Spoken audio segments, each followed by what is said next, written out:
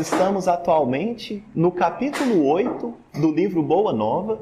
Boa Nova, que vale sempre lembrar que é um livro psicografado pelo Chico Xavier, pelo espírito Humberto de Campos, que narra para nós 30 casos que na espiritualidade maior tem no seu folclore. Que a espiritualidade maior tem no seu folclore, não no sentido de ser um mito, mas no sentido de fazer parte da tradição do mundo espiritual, das lições que Jesus nos trouxe, mas que não foi possível registrar no Evangelho. E nós devemos lembrar que mesmo João Evangelista, que foi aquele último que escreveu para nós o Evangelho, ele vai ter no capítulo 21, que é o seu último, versículo 25, dizendo assim: muitas coisas eu poderia registrar sobre esse homem, mas nem todas as bibliotecas do mundo caberiam. Então ainda tem muita coisa para a gente descobrir acerca de Jesus. E a espiritualidade, através da mediunidade de alguns espíritos abençoados que encarnam aqui, vem nos ajudar. E é por conta disso que nós temos esse livro. E aí nós estamos seguindo e hoje nós chegamos finalmente no capítulo 8. Capítulo 8 esse que é intitulado Bom Ânimo, ou Boa Vontade, uma maneira perseverante de agir, né? E esse capítulo, ele é muito bom, e quando eu li ele eu fiquei um pouco impactado a primeira vez, porque de todos os capítulos desse livro, esse muito tranquilamente foi o que mais tocou meu coração. Por quê? Porque ele trouxe para mim a figura de um discípulo mais de perto, mas de problemas que nós passamos também. E o discípulo que é o foco desse capítulo 8 é o discípulo Bartolomeu, ou Natanael. Por que esses dois nomes? Porque à época nós não tínhamos sobrenome. Então, o sobrenome era sempre o nome do pai ou o nome da cidade. Igual nós temos, por exemplo, Jesus de Nazaré. Nazaré não é um sobrenome. Nazaré é o nome de uma cidade. Igual nós temos Judas Iscariotes. Iscariotes não é um sobrenome, é o nome de uma cidade. Ou então nós tínhamos também o nome do pai, como por exemplo Simão Pedro ou Simão Bar Jonas. Bar é um prefixo que vem do hebraico que quer dizer filho. Então Simão, para quem sabe, Simão e André, eles eram ambos pescadores filhos de Jonas. Então Simão Bar Jonas, Simão filho de Jonas. E nesse sentido então, nós conhecemos Bartolomeu porque ele era filho de Ptolomeu. Então Bartolomeu, que é filho de Ptolomeu. Ou então Natanael. Esse é o discípulo que nós vamos ter um contato um pouco mais próximo nas reflexões da noite de hoje. E por que que ele destaca-se para nós na interpretação evangélica? Porque ele tinha uma característica peculiar. Vai nos dizer Humberto de Campos que o apóstolo Bartolomeu era um dos mais dedicados discípulos do Cristo, desde os primeiros tempos das suas pregações junto ao Tiberíades. Então, apesar de nós conhecermos os mais famosos, vamos assim dizer, que é Tiago Maior, que é João Evangelista, mesma coisa com Simão Pedro, nós também temos algumas figuras do Colégio Apostólico que estão assim um pouco mais à penumbra, mas foram trabalhadores também tão importantes quanto da seara do Cristo. E nós temos a figura então de Bartolomeu, que o quê? Bartolomeu era um dos mais corretos, dos mais dedicados discípulos do Senhor. É isso que está nos dizendo Humberto de Campos. Mas, para além disso, tinha uma característica dele que era diferente dos outros discípulos. Bartolomeu, ele era um pouco triste em demasiado. Nós poderíamos dizer, em um termo atual, que ele tinha até alguns sinais de depressão. E olha que coisa mais curiosa, um discípulo ao lado de Jesus com alguns sinais de depressão, isso é um pouco complexo da gente entender, né? Você pensa, mas como? Ao lado do mestre? Como que ele poderia ficar triste? E aí Humberto de Campos continua a narrativa. Todas as suas possibilidades eram empregadas em acompanhar o mestre na sua tarefa divina. Então ele estava sempre que podia junto de Jesus, junto do Cristo, para aprender.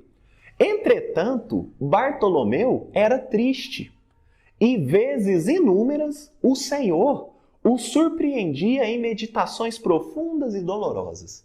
Então, vira e mexe, Jesus pegava o Bartolomeu pensativo num canto, às vezes um pouco triste, com reflexões assim dolorosas acerca da vida. E isso não agradava tanto Jesus, pois Jesus, ele vem para que nós tenhamos alegria, ele vem para que nós tenhamos conforto. E certa vez, então, nos narra Humberto de Campos, no capítulo 8, que Jesus aproveitou de um momento onde Simão e a sua família estavam atarefados nos afazeres domésticos, pois Jesus morava juntamente com Simão Pedro e sua família ali em Cafarnaum. E nesse dia, então, Jesus aproveita que Simão e a sua família estavam nos afazeres do cotidiano e vai ter uma prosa, vai ter um dedinho de prosa em particular com Bartolomeu. E vai indagar justamente sobre essa tristeza. E Jesus, então, jeitoso, como sempre, pergunta.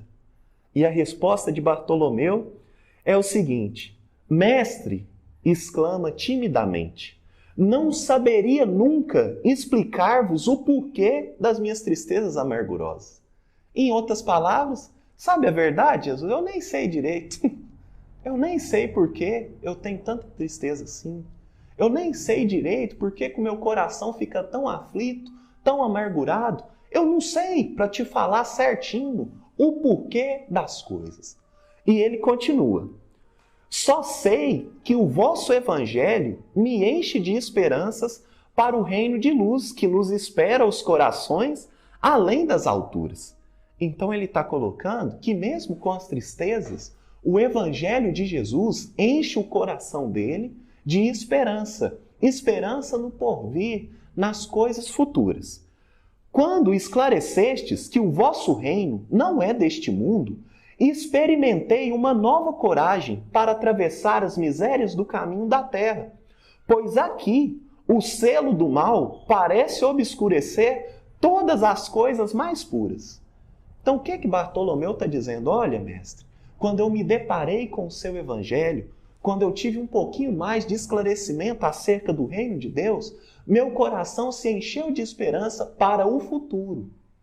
Porque no momento presente, pelo que eu estou observando, parece que só tem coisa errada. Pelo momento que eu estou observando, parece que está tudo complicado, que o mal está obscurecendo até mesmo as coisas mais puras. E aí ele começa. Por toda parte é o triunfo do crime, o jogo das ambições, a colheita dos desenganos. Então Bartolomeu estava triste por um motivo. Nesse processo de catarse, que a psicologia vai dizer que é quando nós falamos e colocamos de uma forma mais palpável aquilo que nos agonia e só pelo pensamento nós não conseguimos adentrar, é nesse processo que ele começa a descobrir o porquê das suas angústias. E dentro dessas angústias, ele bem nos narra aqui, que fazia parte das questões do mundo atual. Então ele se questionava, mas por que parece que o mal impera? Por que parece que a todo canto que eu olho é o crime? A todo canto que eu olho é a trapaça, é a mentira? Por que disso? Então ele colocava de coração amargurado para Jesus. E nesse momento, Jesus então retoma a palavra e vai responder. E ele diz assim: a nossa doutrina, entretanto, é a do Evangelho ou da Boa Nova. E já vistes, Bartolomeu, uma boa notícia não produzir alegria? Então ele fala, olha Bartolomeu, mas está acontecendo um negócio complicado aqui. Porque você não pode ser o meu discípulo se você continuar com esse pessimismo e essa tristeza. Porque discípulo do Evangelho é discípulo da Boa Nova. Porque Evangelho quer dizer boa notícia, boa nova. E como que a gente dá uma boa notícia de uma forma triste? Como que a gente dá uma boa notícia e não espera que ela produza alegria? Então está havendo um conflito aqui, Bartolomeu. Você não pode permanecer assim.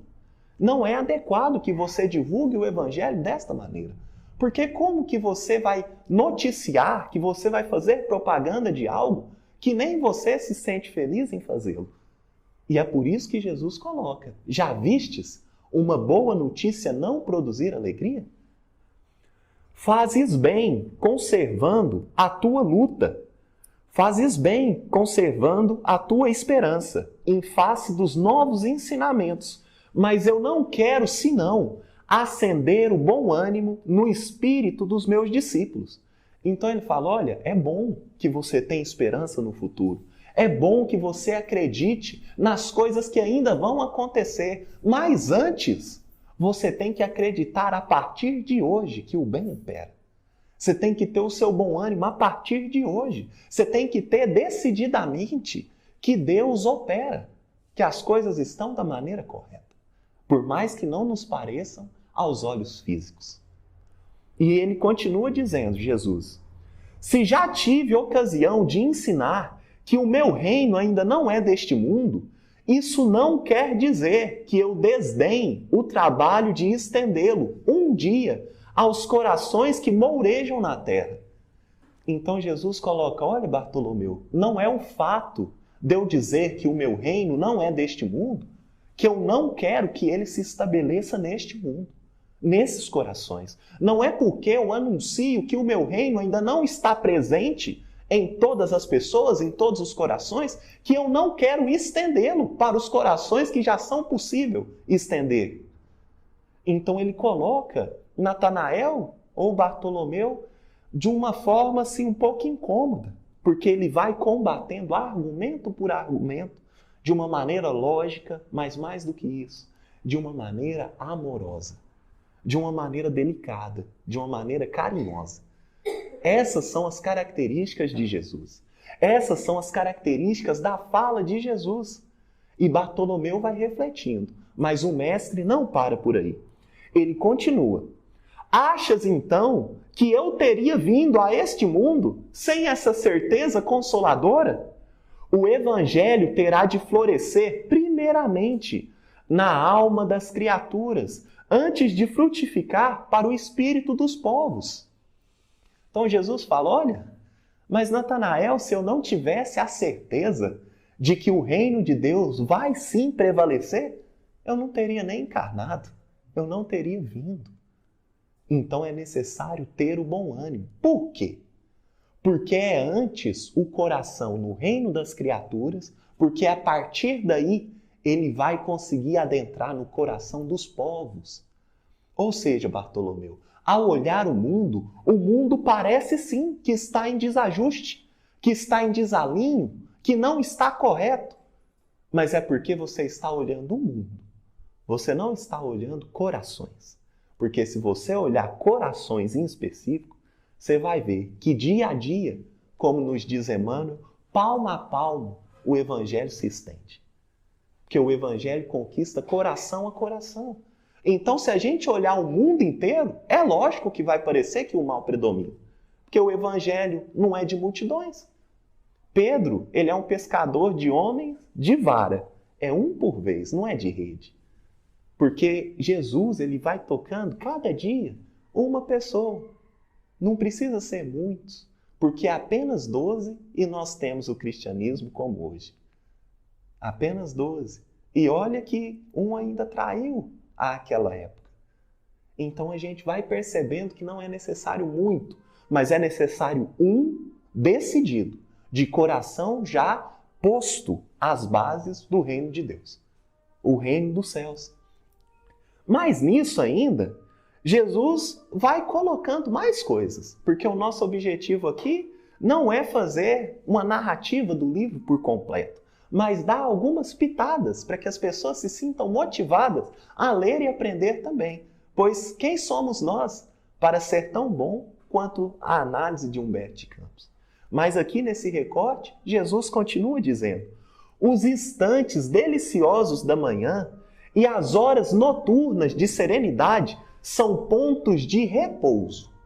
Então, quando a gente tem os instantes da manhã, as horas noturnas de serenidade, ou seja, quando a nossa vida ainda tem momentos de calmaria, quando está tudo bem, quando está tudo dentro do correto, que a gente consegue estar tranquilo. Esses são momentos de calmaria, momentos de repouso. Mas, ouve-me bem, na atividade ou no descanso físico, a oportunidade de 1 hora, de uma leve ação, de uma palavra humilde, é o convite de nosso Pai para que semeemos as suas boas bênçãos sacrossantas. O que ele está dizendo aqui? Olha, Bartolomeu, o descanso, às vezes, que você emprega em 1 hora, seja do descanso físico ou do descanso mental, pode ser 1 hora de semeadura nos corações. Porque nós não temos méritos para dizer que o mundo está ruim se eu não semeio o que em mim já há de bom. Quando a parábola do semeador, Jesus diz que o semeador saiu a semear, é porque ele já é o semeador, não é a ação. Ele podia não ter saído para semear, ele continuaria semeador, porque nós somos aquilo que a gente é e não aquilo que a gente faz. Nós somos aquilo que a gente é. Por isso que o semeador saiu a semear. Porque Jesus poderia ter colocado, uma pessoa saiu a semear. Mas essa pessoa não era o semeador. Então, quando Jesus coloca o semeador, é porque faz parte daquele ser semear. Já é dele. É por isso que ele está colocando aqui, olha, talvez as horas de repouso ou as horas de descanso, nós poderíamos estar empregando na semeadura. Porque não tem sentido ter horas de descanso e reclamar do mundo se você já tem alguns bens, alguns dons e não compartilha com as pessoas. É uma reclamação meio descomedida. Não é a melhor reclamação que podemos fazer, porque nós não estamos colaborando. E Jesus continua dizendo: em geral, os homens abusam desse ensejo precioso para anteporem a sua vontade imperfeita aos desígnios superiores, perturbando a própria marcha. Então os homens abusam do livre-arbítrio, abusam do descanso, abusam das oportunidades e, por conta disso, eles perturbam a ordem das coisas. Ou seja, acontecem algumas coisas que não eram para acontecer. Acontecem algumas coisas que poderiam ser evitadas. E a esse raciocínio nós podemos nos lembrar do codificador de uma maneira sublime quando ele pergunta: é necessário ao homem passar pela fieira do mal? Ou seja, é necessário que o homem experiencie o mal, faça coisas erradas? E a resposta dos espíritos é bem completa, que eles dizem assim: não, apenas a da ignorância. Então não é necessário que nós experimentemos o mal. Não é necessário que a gente erre dessa forma tão equivocada. É necessário apenas que a gente aprenda, porque é preciso passar pela ignorância e não pela maldade. E é isso aqui que Jesus está dizendo: olha, nós abusamos. Nós optamos pelo caminho da maldade muitas das vezes. Nós optamos por errar quando nós já sabemos o correto. E ele vai dizendo mais. Daí, desses erros, resultam, então, as jornadas ásperas, obrigatórias para a retificação das faltas cometidas nos infrutíferos labores. Em vista dessas razões, observamos que os viajores da terra estão sempre desalentados. Porque se Deus é amor, ele também é justiça. E dentro da justiça, assim como o Mestre nos disse, a cada um segundo as suas obras. Então, se nós nos equivocamos, nós iremos receber aquele equívoco para que a gente possa não ser punido, não ser castigado, mas para que a gente possa reparar o mal que nós fizemos. Pois não é justo. Não é justo que outro repare o desafio que eu propus. Que outro conserte algo que eu estraguei. Isso não faz parte da lei de Deus. E aí, nesses concertos que nós vamos fazendo ao longo das nossas jornadas encarnatórias, parece que há uma grande tribulação, que há um grande sofrimento. Entretanto, são só pequenos concertos que nós precisamos fazer por conta das coisas que nós estragamos. Ainda assim, Bartolomeu ele não estava puramente satisfeito com aquelas respostas. Assim como nós, Porque Bartolomeu, apesar de viver junto com Jesus, as mesmas lições que Jesus passou para Bartolomeu, ele passa para nós. E nós lemos o Evangelho, lemos a obra básica do Espiritismo, lemos as obras subsidiárias e ainda assim a gente não fica satisfeito. Ainda a gente não faz a coisa certa, né? A gente ainda tema. E Bartolomeu, não diferente de nós, ele indagou Jesus novamente. E ele disse o seguinte: Mestre, os vossos esclarecimentos dissipam os meus pesares, mas o Evangelho, ele exige de nós uma fortaleza permanente. Então ele está falando assim: entendi, Jesus, entendi que nós temos que ser esperançosos, que ainda o mal que existe no mundo nada mais é do que um conserto, algo que nós estamos reparando, e eu já sei tudo isso. Mas o Evangelho, ele exige de mim uma fortaleza permanente. Ou seja, nenhum diazinho eu posso ficar assim, um pouco com raiva. Nenhum diazinho eu possa pisar na bola. Eu posso ficar um pouco triste. Será que nenhum dia? É essa a pergunta de Bartolomeu.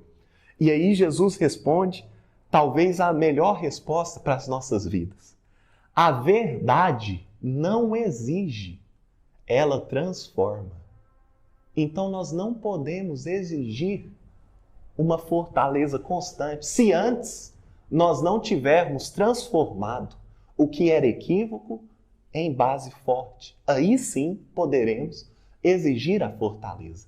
Então o Evangelho, ele não exige de nós que todo dia nós estejamos bem, porque o Evangelho não exige nada. O Evangelho não nos exige nada. Só que, assim como Paulo, tudo me é lícito, mas nem tudo me convém. Então o Evangelho, ele vai nos transformando pouco a pouco. Porque para uma semente se transformar em árvore, é de um dia para o outro?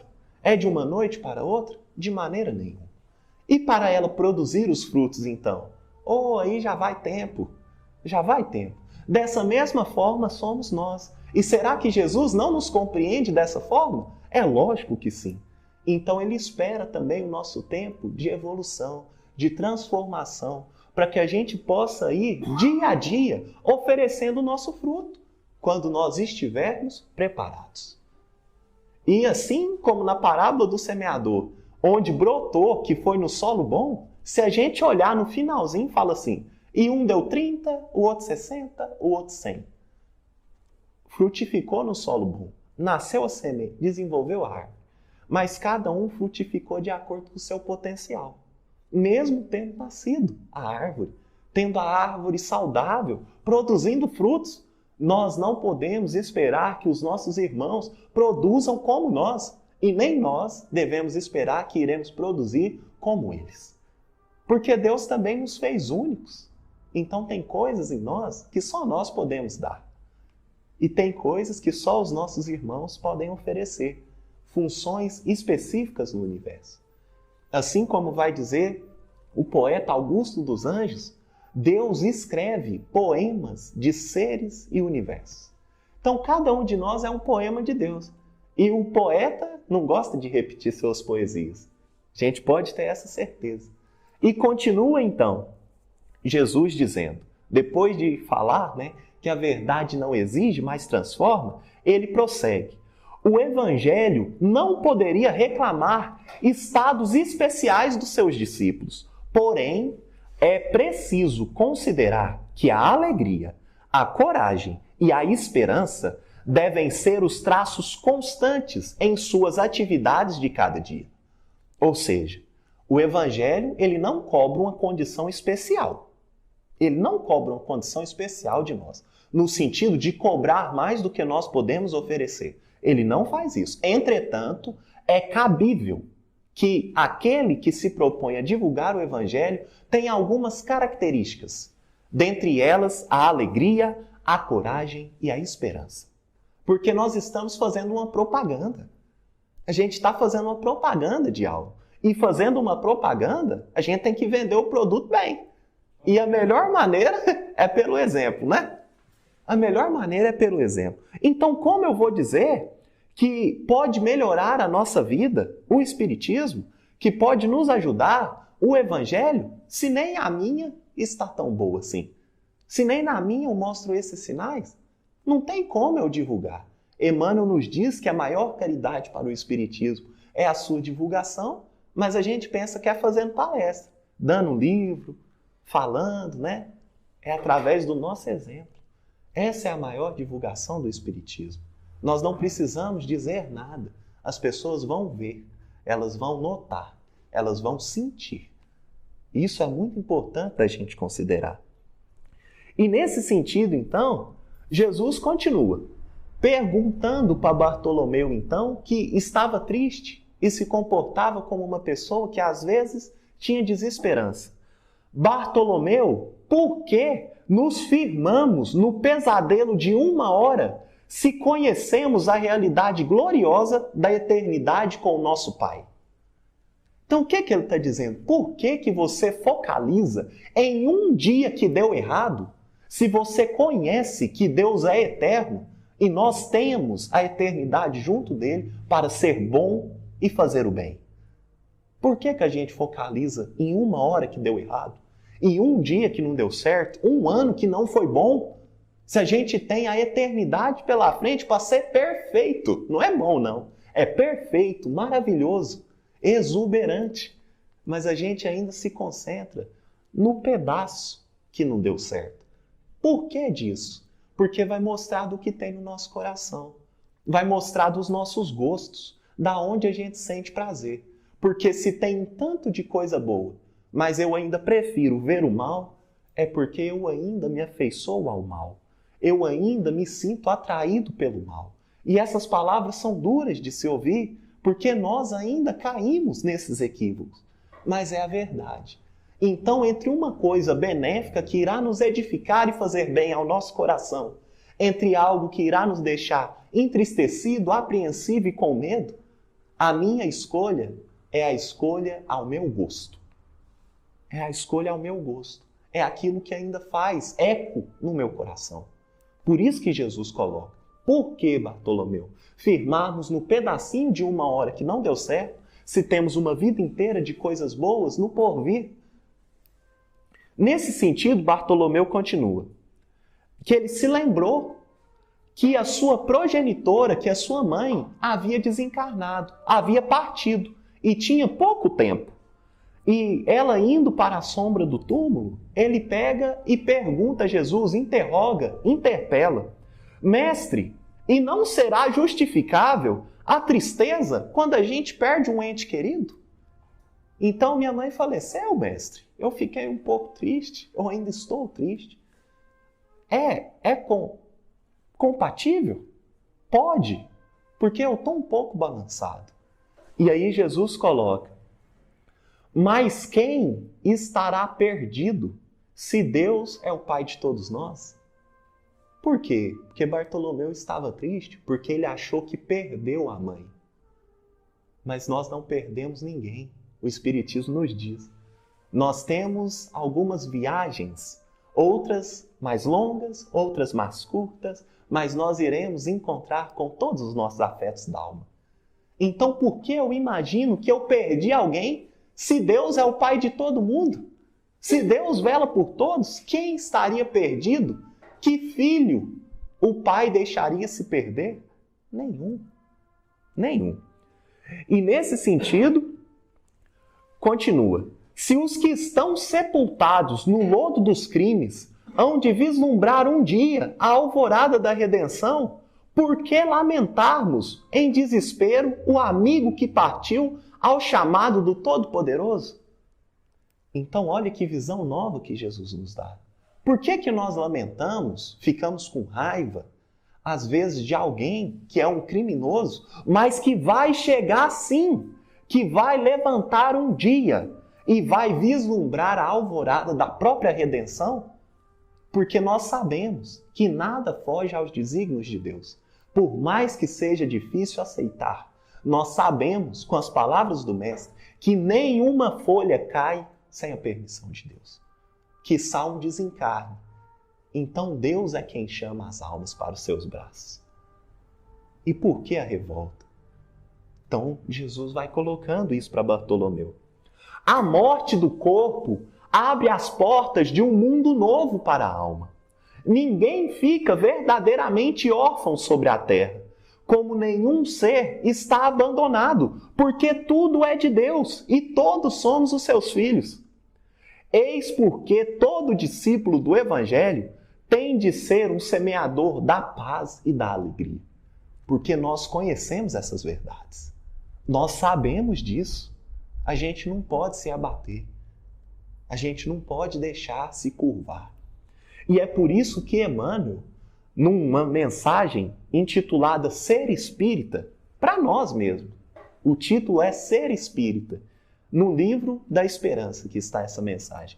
E ele diz assim, fiz um recorte pequeno para a noite de hoje, fala-se no mundo de hoje qual se o mundo estivesse reduzido a casa em ruínas. Então, todo lugar que você olha, parece que o pessoal está falando, é o fim dos tempos, o mundo está perdido mesmo, o que está acontecendo isso, esse outro. Então, Emmanuel está dizendo, fala-se no mundo qual se a nossa casa estivesse reduzida a ruínas. O espírita, no entanto, é chamado a uma função de viga robusta, suscetível de mostrar que nem tudo se perdeu. Então é na hora que as pessoas disserem assim, está tudo caindo, tudo está em ruínas, só sobrou o pó. O espírita se comporta como uma viga robusta e fala, de jeito nenhum, ainda é possível, nem tudo se perdeu. E continua Emmanuel dizendo, há quem diga que a humanidade jaz em um processo de desagregação, que todo mundo está dividindo, que está um negócio complicado, que todo mundo está brigando. O espírita, no entanto, é convidado a guardar-se por célula sadia, capaz de abrir caminho à recuperação do organismo social. Então essa é a função do espírita, o Emmanuel vai nos dizer. Porque ele é um discípulo do Evangelho, pois o espiritismo é o cristianismo redivivo. E o espírita, sendo um discípulo do Evangelho, ele tem que propagar o quê? Semear a paz e a alegria. É isso que Jesus nos diz. E continuando. Nesse momento, o olhar do mestre oferecia ao seu uma candura. E naquela noite, uma luz mais doce e mais brilhante. Então, naquele momento, parece que os olhos de Bartolomeu começaram a ter um brilho diferente pelo olhar de Jesus. Suas mãos lhe tocaram os ombros. Então, Jesus toca os ombros levemente, deixando uma sensação salutar e desconhecida. Então, é como se Jesus desse um tapinha nas costas do Bartolomeu. Fala, vai lá, menino, vai dar certo, gente, já foi esclarecido. Agora vai lá. Porque é sempre assim com as lições do Mestre. Ele nos esclarece, mas ele nos põe rumo aos desafios.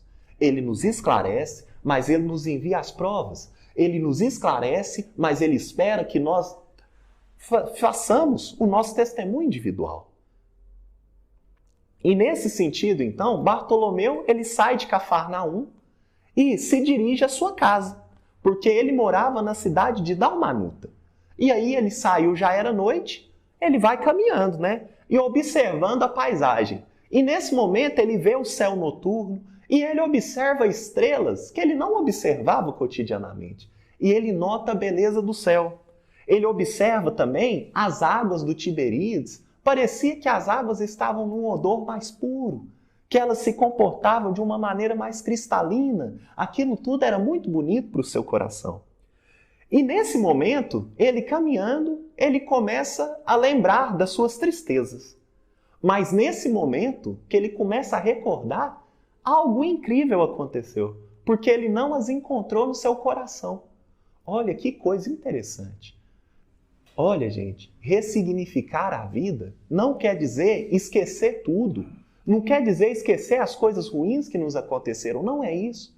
Mas é lembrar sem dar lugar de tristeza no nosso coração. Então eu vou lembrar de tudo, mas eu não vou sentir a mesma raiva. Eu não vou sentir a mesma amargura, a mesma tristeza. Então Bartolomeu lembrava, mas ele procurava e não tinha mais aquela tristeza pesada no coração. Ele já conseguia lidar com aquilo. E quando ele chega na porta da sua casa, já era madrugada. E assim que ele abre a porta, que a maçaneta faz barulho. Maçaneta não, perdão. Que a dobradiça, que naquela época não tinha maçaneta, que a dobradiça faz barulho, ele é surpreendido pelos seus irmãos. E os irmãos dele o recebem de uma maneira, no mínimo, desagradável, acusando ele de vagabundo, de traidor da lei, de mau filho. Por quê? Porque ele se encantou e foi seguir um nazareno. Nazareno que não fazia parte das leis de Moisés. Então, logo que ele abriu a porta de casa, ele não entrou, gente. Ele abriu. Já veio todos os conflitos sobre ele. E não foram só os irmãos. Mas logo, o Bartolomeu, apesar dessas críticas, se deparou com o pai. E o velho pai o acusou igualmente, escorraçando-o. Mas naquele momento, Bartolomeu, porém, recordou o evangelho e sentiu que só ele naquela casa, tinha bastante alegria para compartilhar com seus irmãos. Em vez de reagir asperamente, de retrucar, como de outras vezes, porque ele fazia assim, em vez de agir desse momento, ele sorriu-lhes com bondade. Por quê? Porque o seu pai não conhecia Jesus, ele conhecia. Ele conhecia. Então nós temos que ter essa noção nas nossas casas. Não tem como nós exigirmos do outro aquilo que eles não podem nos dar. Nós conhecemos Jesus, às vezes eles não. E isso nos coloca num patamar diferente. Nós não podemos ousar revidar. Nós temos que silenciar e prosseguir. E nesse sentido, Bartolomeu, então, foi trabalhar. Então amanheceu, Ele dormiu mais ou menos e foi trabalhar. E teve naquele dia, para todos os seus companheiros, uma palavra, uma frase consoladora e amiga. Porque ele estava vendo a vida de uma maneira diferente. E ele recebia os mesmos conflitos do mundo de sempre. Foi a mesma coisa, gente. E o que acontece? A vida, ela é a mesma, gente. O que muda é o nosso olhar. É por isso que o Espiritismo ele não é proselitista. Ele não promete uma salvação. Ele não tem uma doutrina que vai dizer assim, vira espírita, que você vai subir na empresa, que você vai ter um carro melhor, que você não vai ficar doente, que a sua família vai melhorar. O Espiritismo não diz isso. Muito pelo contrário. Às vezes até mais um pouquinho pimentado. Porque vai nos dizer Jesus que quanto mais nos é dado, mais nos será cobrado.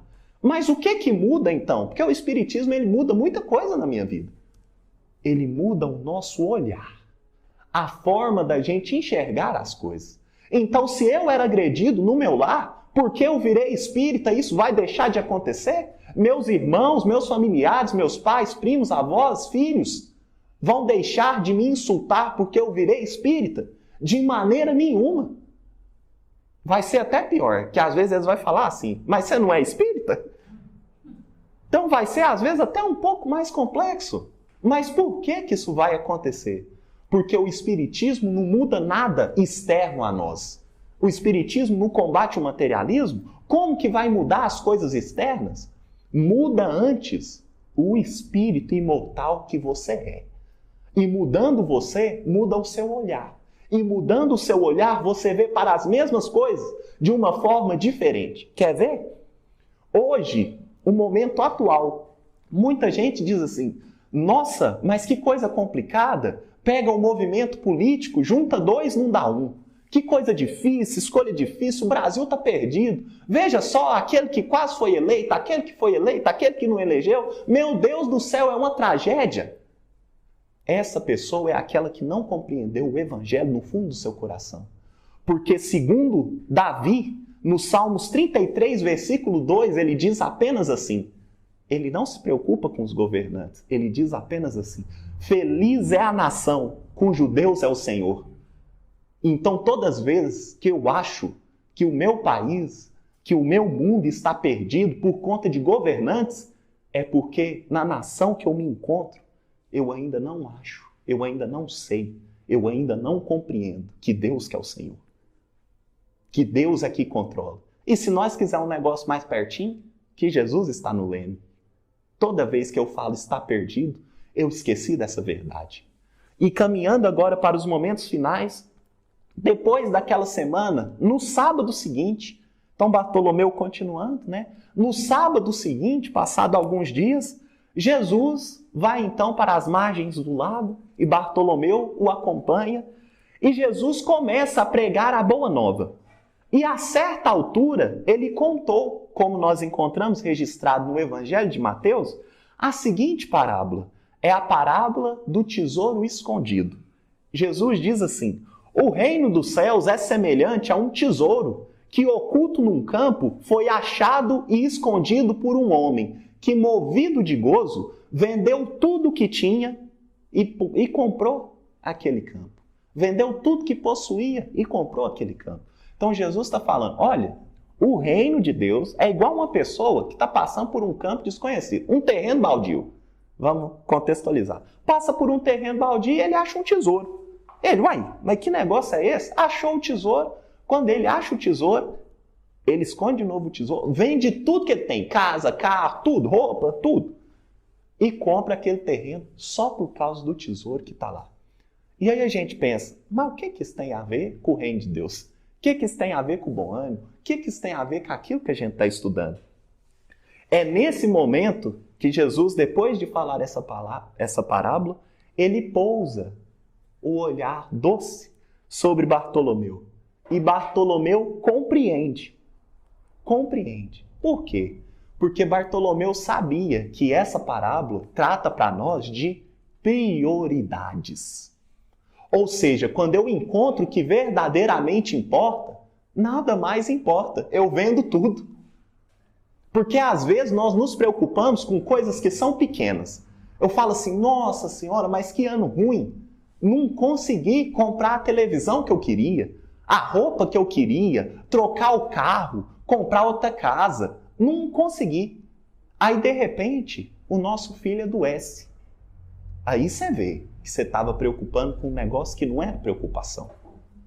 Aí, de repente, você vai parar em cima de uma cama. Paraplégico, não pode andar.